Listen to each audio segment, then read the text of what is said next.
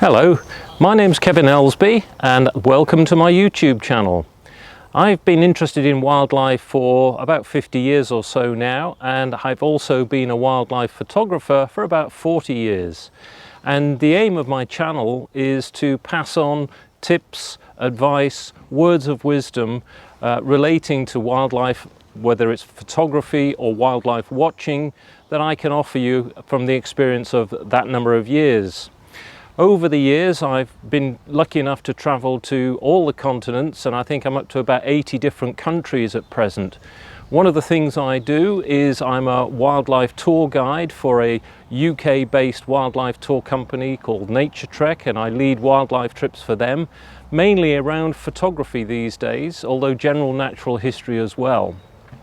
In addition to that, I regularly speak on cruise ships around the world on wildlife subjects and give people tips about wildlife photography.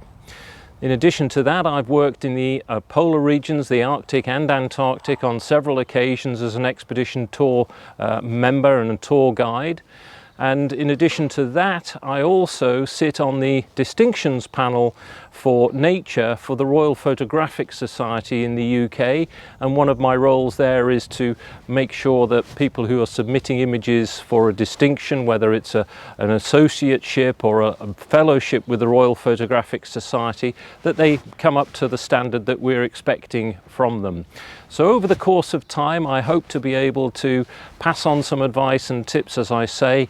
And what we're going to do today, we're going to look at a thing that really interests me quite a bit in terms of carrying long lenses, big telephoto lenses, and that is gimbals. What is a gimbal? What should I be looking for? How do I use it? How do I set it up? And is it really worth me getting one? So I'll talk through that in a moment. It's worthwhile pointing out though that I don't get any sponsorship, any money in terms of providing advice for anybody on this channel. It's all my own opinion, and of course people's opinions differ, so what I say may not be necessarily what you agree with, but I hope it is. Thank you. Okay, well, we're going to start by showing, this is my big lens. This they don't come much bigger than this really, but only slightly. This is a Canon 500mm f4 lens, and I recently changed to Sony as the camera bodies that I use, and this is on a Sony camera A9 camera, and it's to illustrate the point that this is a really hefty piece of kit. It costs several £1,000s, many thousands of dollars, and the last thing I want to do is to drop this and result in a damaged lens, which is going to cost me an awful lot of money to get repaired.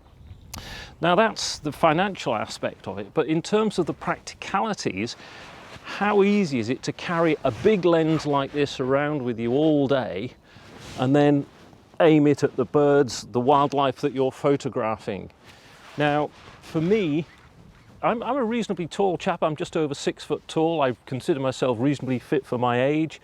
But this kit that I'm carrying at the moment weighs, I've just weighed it on my kitchen scales, it's 4.8 kilograms or 10.56 pounds.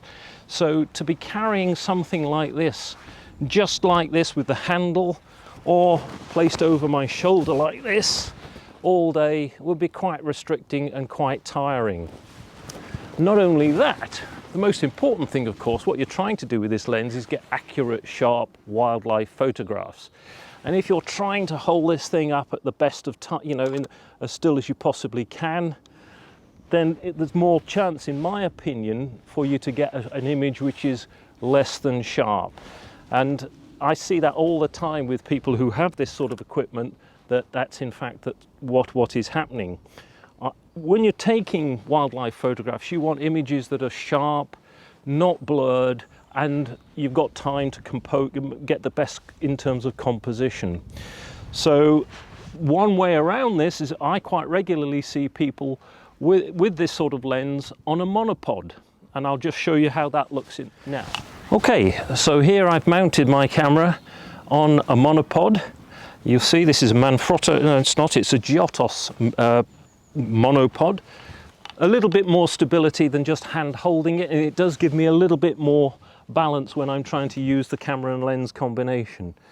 But what happens if you want to do something else with your hands? you can't let go of this. You know, one hand still needs to be holding on to the lens, and it's still not as perfectly stable as you can actually get with a gimbal, which I'm about to demonstrate in a second. So for me, this is really a halfway house. It's not really the sort of solution for hand holding a big piece of kit like this and keeping it steady, enabling you to get the best possible photographs.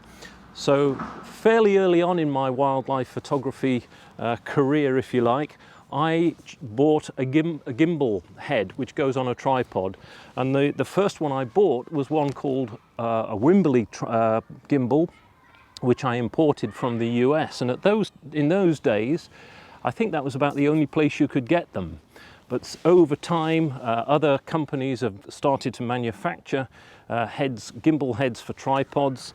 I think I then went on to one from Calumet, and my current model is one from Benro, and I'll show you that now. Okay, this is the gimbal that I use currently, and it weighs just over 1 kilo, 2.2 pounds, something like that. Very, very light, carbon fiber. And very, very practical. It's the best of the 3 gimbals that I've bought so far over time that I've used, and find it very, very helpful indeed when using big telephoto lenses like I've just shown you. So let me demonstrate how it goes together. It comes as one kit like this. You have this handle here is for tilt, so you unscrew that knob and then the lens can be tilted. And then this one, when it's on the tripod, is the pan button, just a little stiff, and then you can then turn the lens left and right. And the idea of something like this is to give you the balance that you need with a big heavy lens, so much so that first of all you can be hands-free, and secondly it's so maneuverable that you can use just one finger to get the lens in the area that you're looking for, and then you can lock it down solidly so that it's not going to move, enabling you to take sharp photographs. That's the idea anyway. Now underneath, on the top here, the camera actually fits in here using a plate, and I'll attach the plate to that. It's an Arca Swiss type plate, for those of you who understand such design, and then you just tighten the lens on using this blue screw here. So I'll just show you how that goes on attached.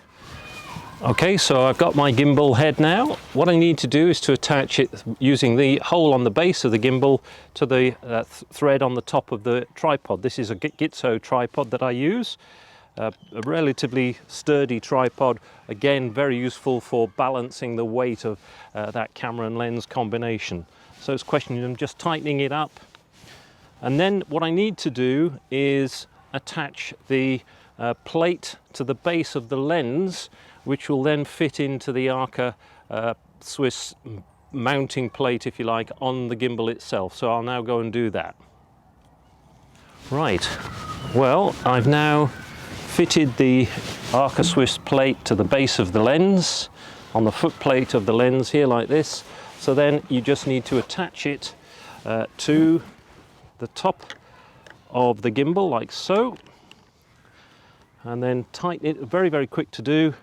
I'm left-handed, so I prefer to have the raised bit of the gimbal to my right, but it can go around the other way, so you can actually mount it the other way around if you prefer it that way around. So there we go, very quick to do. And again, it's just that one screw that holds everything tight, and now I'm completely hands-free. Not only that, I'm not at risk of dropping the lens, but I can get much more stable wildlife photographs, which is of course what it's all about.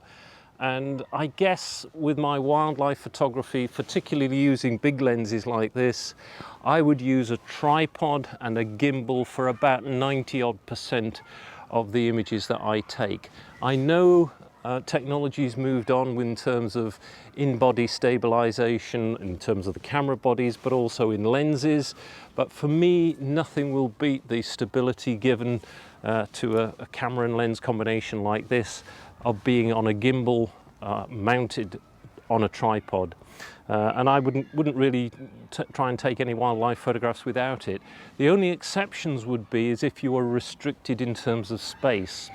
So for example, if you were on a wildlife safari holiday in East Africa, you would probably not have the ability to use a tripod inside the vehicle that you were in. So you might then be using something like a beanbag, and I've got beanbags for traveling abroad with as well, and you can fill them with sand locally or rice, or I actually, interestingly enough, I use a lot of very minute polystyrene balls to pad out my bean bags. And the beauty of that is, of course, I don't have to keep changing it and emptying it when I go on trips anywhere.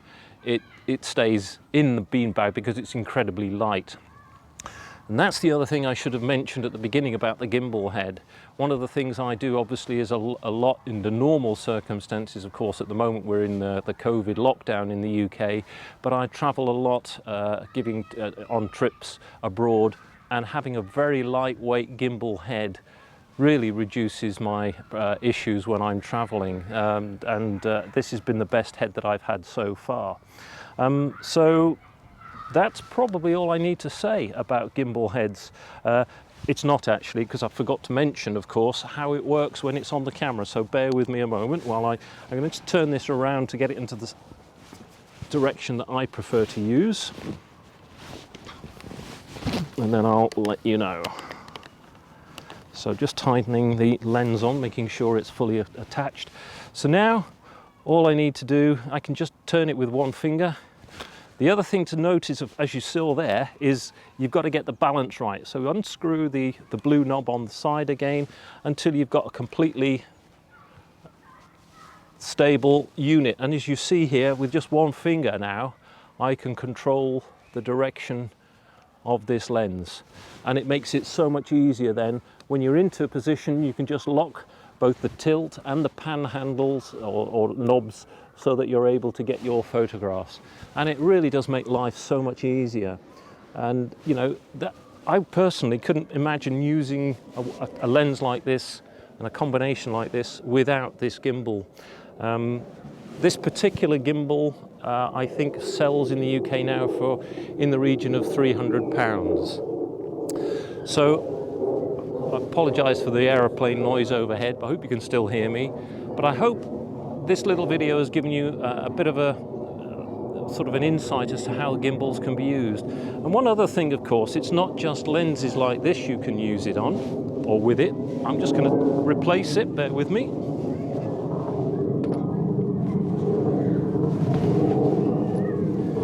I'm going to put a smaller plate on the base. This is a telescope, very good for bird watching and mammal watching as well. And you can just pop that on there as well and do the same sort of thing. It's just gives you much more stability.